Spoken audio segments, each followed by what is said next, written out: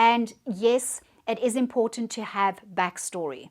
But what I've found with myself, because I've seen in some authors and even some well-known authors, they tend to waffle a little bit when it comes to backstory.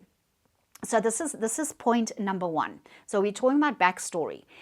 When I do my backstory, I find that when I mix it in between dialogue, or when I'm approaching it, or when I give the backstory, a lot of times I do it from the POV, the point of view of a character, and then you get to know a little bit more about the world that they're in and the environment that they're in and the other characters as well, okay? Because your characters see each other through each other's eyes, and then they get an understanding of the world that they're in.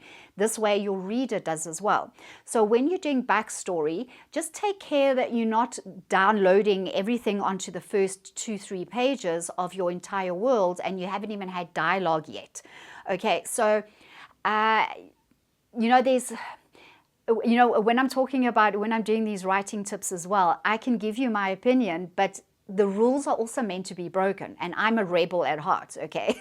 So I don't strictly follow the rules, the rules of writing, the rules of novel writing. I sometimes break that completely. I end my stories in a completely different way. I start them in a completely different way. In the middle, things are a little bit chaotic, but at the end of the day, you are trying to get your readers so engrossed in what you're doing that they get totally lost in the story, and that is your goal. So just take care when you are talking about backstory, when you are filling them in about your world, especially like when you're doing fantasy or epic fantasy like me, or science fiction, that the world that you are creating doesn't overwhelm the characters or the story and bore your readers. Okay, so that's very, very important. So I just suggest try and get your backstory in, write shorter paragraphs, have a bit of dialogue, have a bit of action, take the reader away a little bit, and then fill them in later. You don't have to satisfy that desire to tell every tiny little detail in the first chapter. You can even do it later in the book.